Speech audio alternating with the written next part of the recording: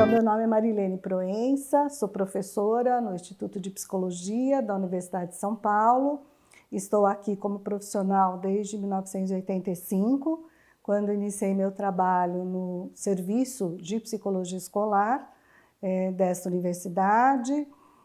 Depois, em 88, passei numa seleção para a docência, então comecei uma outra carreira dentro do Instituto de Psicologia, a carreira docente, que é uma carreira que me permitiu, fazer os meus estudos em mestrado, doutorado e depois a livre docência e o concurso de professor titular do Instituto. Atualmente estou na direção, exerço o cargo de direção do Instituto de Psicologia e já tive a oportunidade de participar ativamente de todos os setores do Instituto.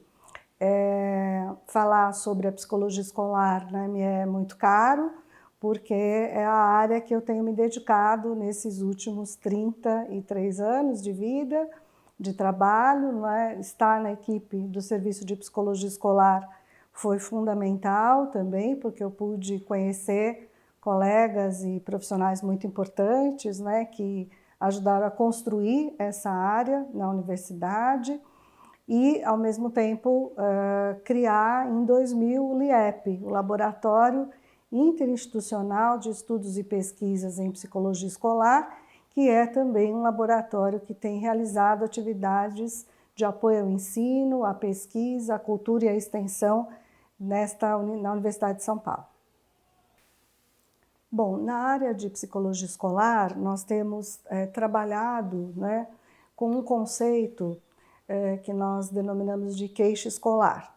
Então, nós temos pensado, dentro do campo da psicologia escolar, que uma quantidade muito grande de encaminhamentos é feita das escolas para os psicólogos, isso de uma forma bastante, há muitos anos, intensa, e nós temos verificado, os estudiosos, aqueles que estão interessados em pensar nesse campo da psicologia escolar, tentando explicar por que desses encaminhamentos, por que dessa quantidade tão grande de crianças que não se beneficiam da escola, que apresentam, segundo a própria escola, uma série de dificuldades. Então, esse conjunto de encaminhamentos nós temos identificado como um conjunto de dificuldades que são vividas no processo de escolarização dessa criança, ou desse adolescente, ou desse adulto. Nós temos falado mais das crianças porque nos primeiros anos escolares é onde nós vemos uma maior incidência, um maior número de pessoas, de crianças, de estudantes encaminhados aos psicólogos. E esses encaminhamentos que nós, então, estamos entendendo como queixas escolares, eles, de alguma forma, revelam uma série de circunstâncias que são vividas nos primeiros anos de escolarização, neste campo da escolarização, e que vão, de alguma forma, trazer uma série de dificuldades e de consequências no percurso de formação dessas crianças.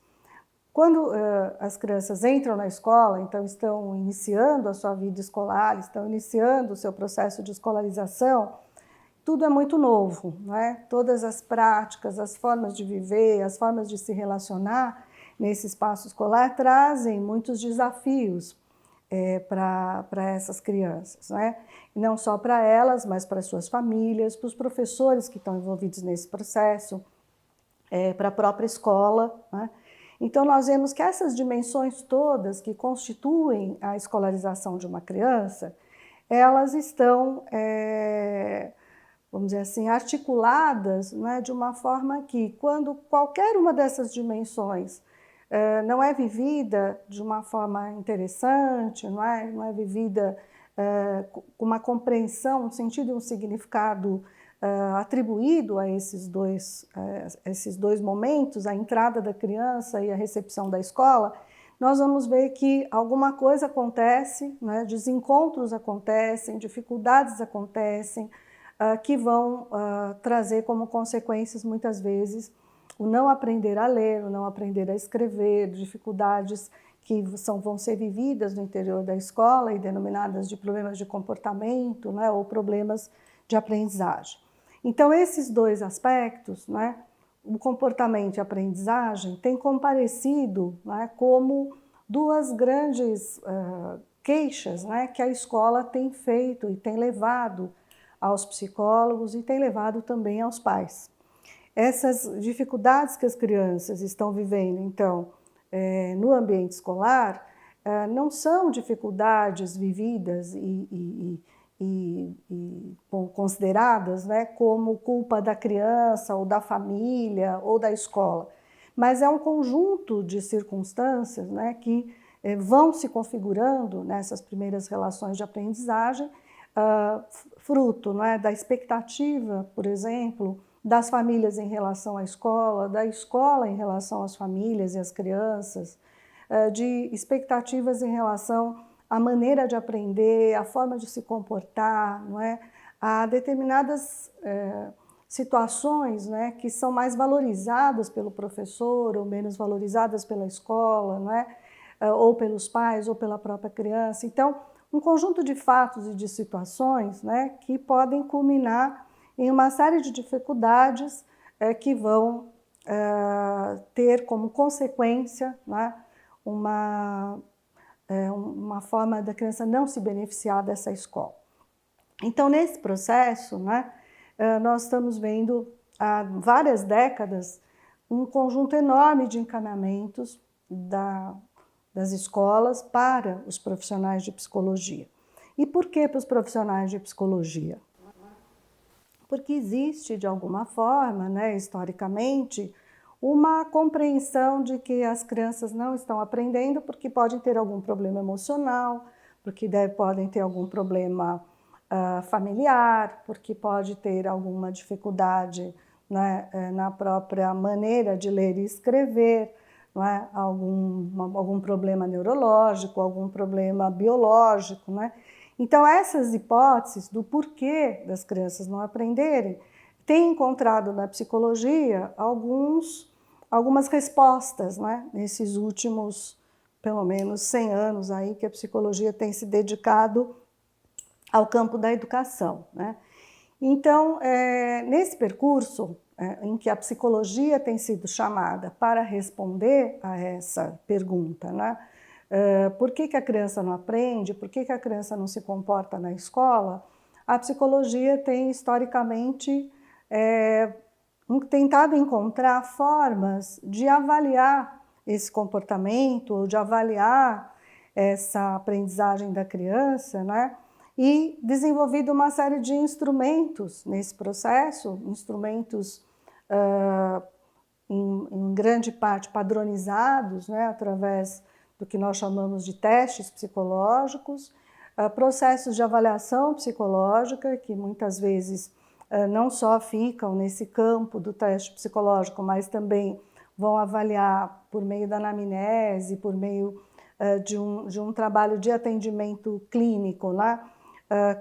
Buscando as causas, né, familiares dessas dificuldades escolares, ou ainda, né, tentando encontrar no próprio organismo da criança as dificuldades do não aprender, que seriam os chamados distúrbios ou transtornos, né? Transtornos de leitura, de escrita, de comportamento, né? De maneiras de se relacionar neste campo da educação. Então, vamos dizer assim, essa pergunta, né, clássica que a educação tem feito para a psicologia, por que a criança não aprende, ela traz, né, dentro do seu bojo essa ideia de que nós vamos encontrar na criança a causa do não aprender.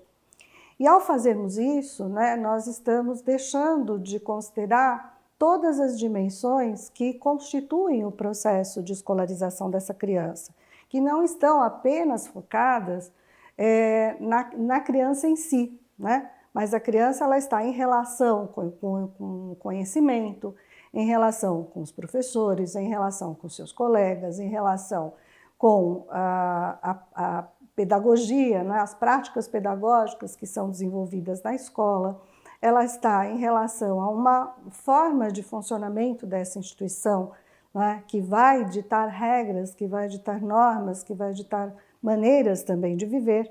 Então, todos esses aspectos, né, estão ausentes dessa pergunta.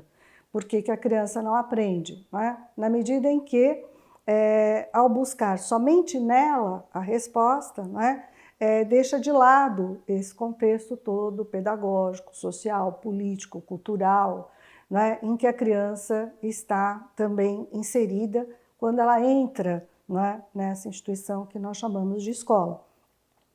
E quando a gente também fala de escola, a gente também imagina uma escola padrão, né? Uma escola que tem um jeito de funcionar, que tem um jeito de ser. Quando nós vamos conhecer uma escola e conhecer outra no mesmo bairro que fica ao lado, nós vemos as diferenças entre elas, né? Por quê? Porque nós temos um corpo docente específico em cada escola, nós temos funcionários, professores, diretores, espaços físicos, formas de trabalho, formas de entendimento sobre essa criança que são absolutamente diferentes. Então, embora a gente chame tudo isso de escola, nós temos infinitas escolas, infinitas formas, né, de construir essa escola, de fazer essa escola, de constituir, né, uma vida diária escolar em que essas pessoas que estão lá é que vão protagonizar, não é, essa chamada escola. Então, pensando que nós temos muitas escolas, que nós temos milhares de relações possíveis dentro dessa escola, o que a psicologia tem trazido, né, de contribuição vem no sentido de questionar esse olhar tão unilateral à criança e trazido a possibilidade de nós pensarmos nesse grande campo de relações sociais, culturais, institucionais, históricas, né, que constituem este processo de escolarização. Esse termo, processo de escolarização, tem sido cunhado, então, por os segmentos da psicologia escolar, né, por vertentes da psicologia escolar, que percebem a importância, né, de considerar essa complexidade da vida diária escolar para entender como é que essa criança aprende, como é que essa criança se desenvolve, como é que essa criança vai se apropriar, não é, da leitura, da escrita, dos valores que são socialmente acumulados na escola, do saber que é acumulado pela escola, né? Então, todo esse conhecimento vai sendo constituído durante esse número grande de anos, né, que a criança está vivendo no interior da unidade escolar. Então, o que nós temos visto no campo da psicologia? Que uma boa parte, né, das respostas, portanto, que são dadas a essa pergunta, quando elas se centram somente, né, numa visão unilateral da criança, de olhar o seu comportamento ou de olhar a sua dificuldade de aprendizagem, né, ela acaba atribuindo a essa criança uma série de tratamentos, né, psicológicos, uma série de acompanhamentos psicológicos que, na maioria das vezes, não seria necessário se nós pudéssemos pensar com a escola como é que essa escola está funcionando, como é que essa escola está entendendo essa criança, o que ela pode fazer para pensar essa criança no conjunto das relações que essa criança vive na escola, pensar outras formas de relação com aquela sala de aula, né? Então, muitos aspectos da própria escola podem ser repensados e podem ser entendidos, né, sob uma outra ótica, e ao fazermos isso, nós estamos alterando rapidamente, né, a relação dessa criança com o conhecimento, com seus colegas, com o professor, com a sua própria família. E ao fazermos isso, né, nós vamos ver que, de uma forma muito rápida, essa chamada dificuldade acaba desaparecendo do ambiente escolar, né? O professor fala para nós, nossa, ela está escrevendo, ela está lendo, ela está se relacionando com outros colegas, né? Por quê? Porque o olhar sobre essa criança, sobre a forma dessa criança aprender, contextualizando essa criança no espaço escolar, também permitiu que a escola pudesse enxergar, né, essa classe, essa criança de uma outra forma. Então, a psicologia, né, quando ela procura retirar esse foco, né, apenas da criança e trazer esse foco para a constituição do aprendizado dessa criança, nós vamos possibilitar, não é, que muitas outras possibilidades, né, muitas outras formas de entender a escolarização sejam possíveis.